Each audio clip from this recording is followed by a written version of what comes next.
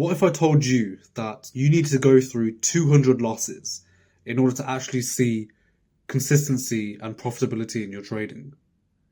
How much more motivated would you feel now knowing that you've got something in your mind as a target to work towards?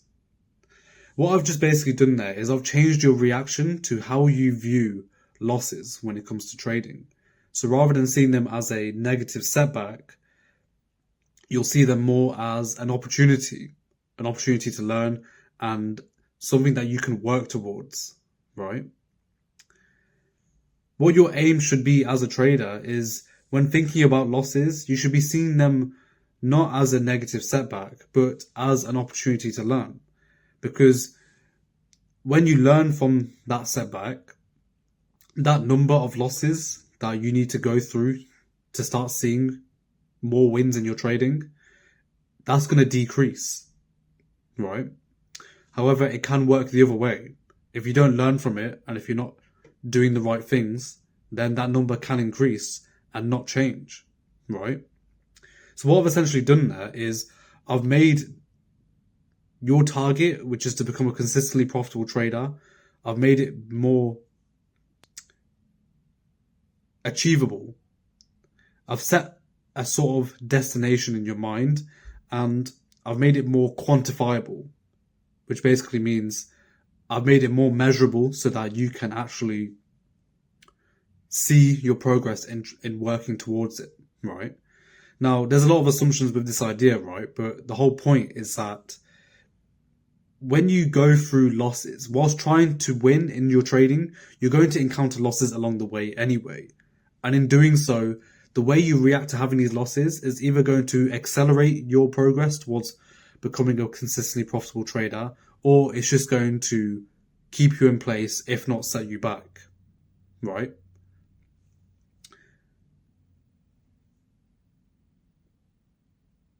I want you to try and picture your trading as a sort of weighing scale, right?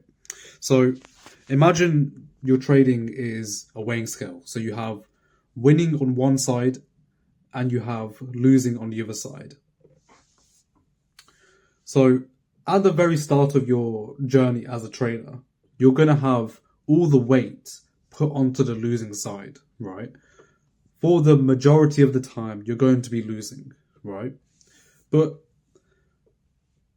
whether you choose to make the right choice of wanting to learn from your mistake, learn from the loss that you took, if you do that, you move the weight from the losing side onto the winning side.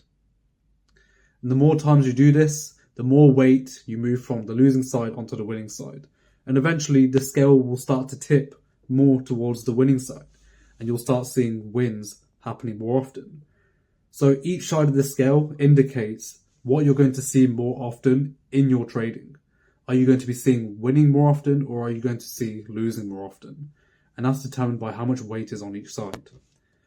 Now, if you don't choose to learn from your mistake, if you start doing stupid things like chasing the move or having FOMO, revenge trading, over leveraging, things like this, you'll take the weight off the winning side and you'll move it onto the losing side. So if you don't learn from your mistake, you're going to start seeing more losses happen more frequently. Everyone essentially has this number in their mind. You could make an educated guess of saying how many losses it's going to take for you to become a consistently profitable trader. But the thing is, you will never know what that number is. But depending on the person and who they are and how they see and react to things, it's going to determine what their number is. You'll never know what the number is, but it varies person to person. If there's one thing that you can do, believe it or not, you can actually make that number as low as possible. And that is by making the right choices, by doing things like journaling to be able to highlight the mistakes to yourself, to be able to see what you're doing right and what you're doing wrong.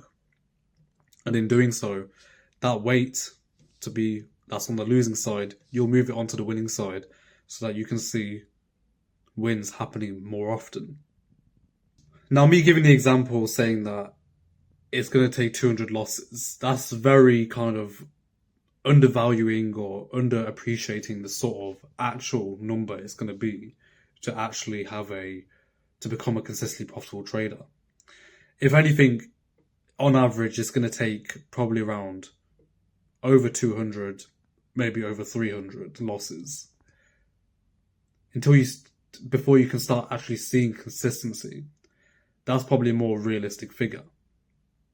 But as I said, you can make that figure as small as possible, and you can work towards getting that figure down to zero as fast as you can.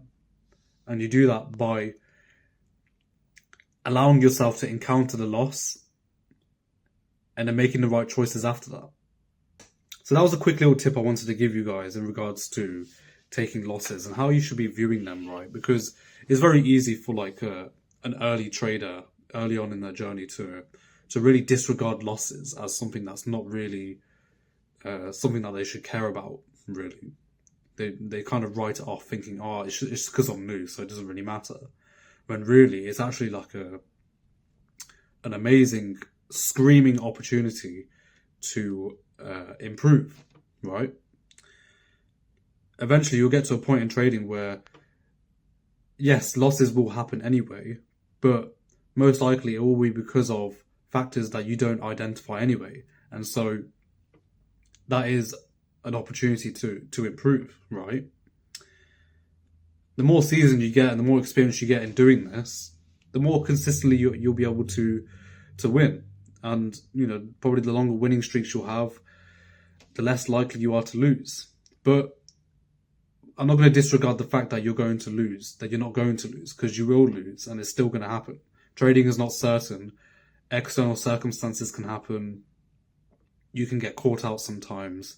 These are all things which can happen, which will make you lose. And failing to identify that, you're not putting yourself on the right foot, first of all. But because trading is not certain anyway, you're going to have things which you don't expect to happen. And you have to be able to expect the unexpected. So whether that means not trading and really being really picky about your trades and when to enter.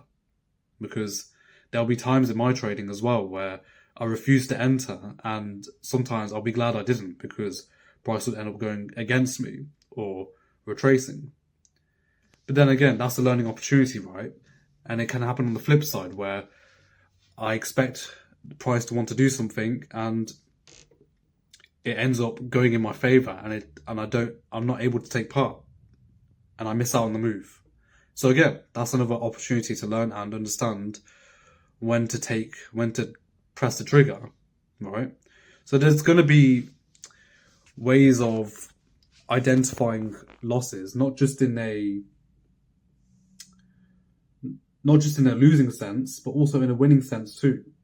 Because believe it or not, if you understand how to win, you can also shrink that number of how many losses you have to encounter, right? Whilst you're developing as a trader, you're going to have that static number of losses that you have to go through, because more likely than not, those losses are going to be a fundamental. It's going to teach you the fundamental lessons that you need to know to become that stoic, profitable trader. Whether you choose to learn or not, it's going to really shape and define you more as a person. It will shape yourself as a trader more intricately the longer you go on and do this. Think of it like you're sculpting a work of art, right?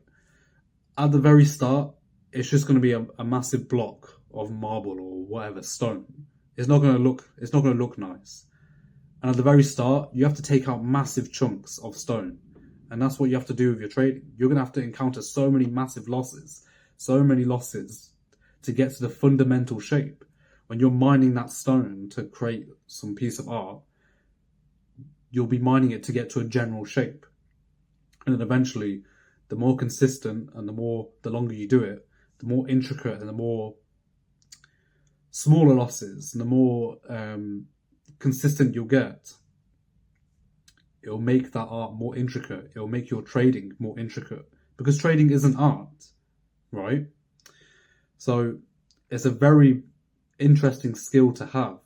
If you enjoy transparent content like this, then leave a like on the video and subscribe. Leave a comment letting me know what you thought about this topic and if it was a useful tip for you guys.